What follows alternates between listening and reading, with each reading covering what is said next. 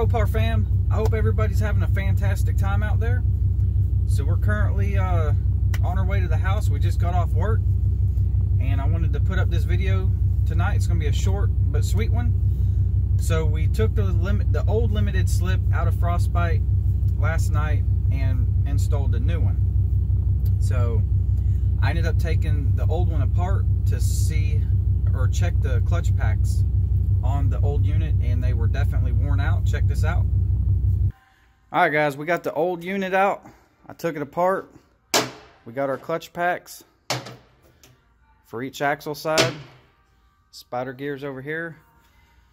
We toasted this thing pretty good.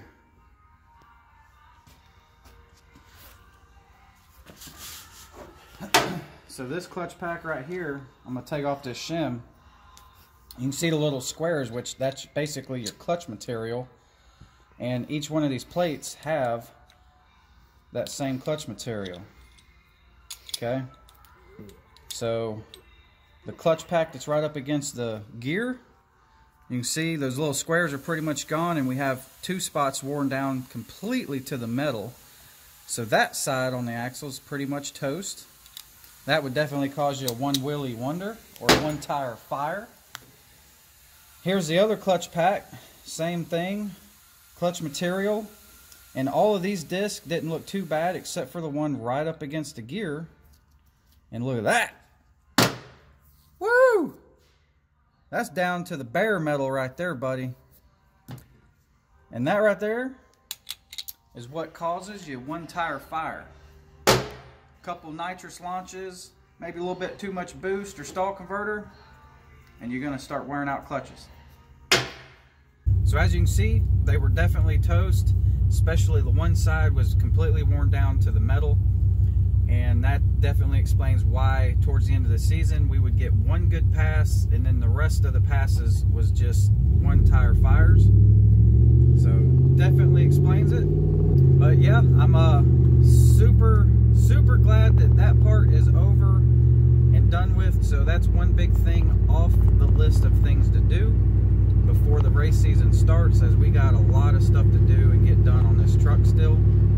So Saturday I will put up a video of the installation of the new Mopar limited slip.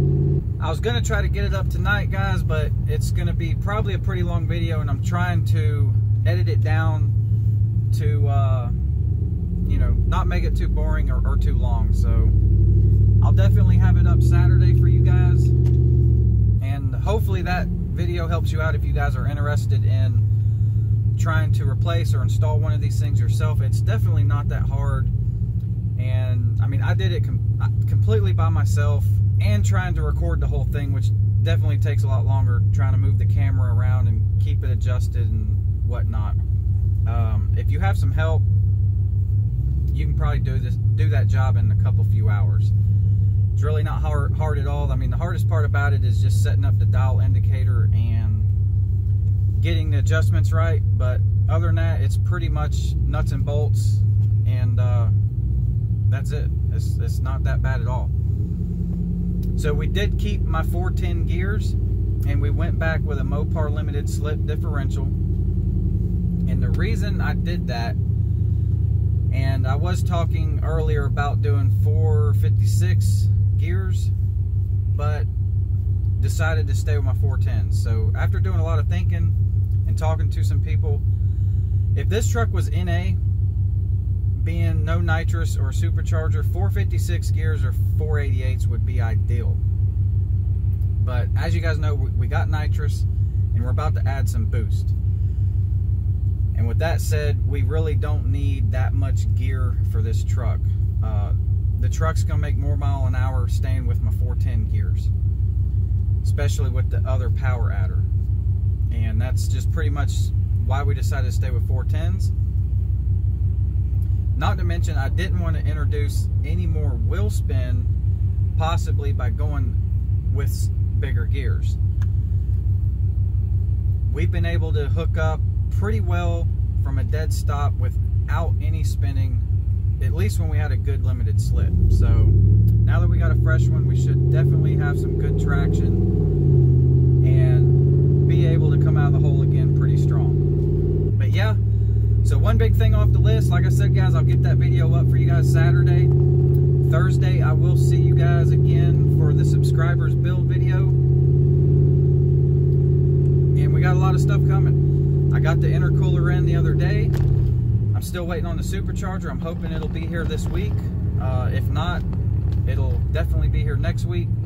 But as soon as it gets here, we'll do an unboxing on that and get rolling on this thing.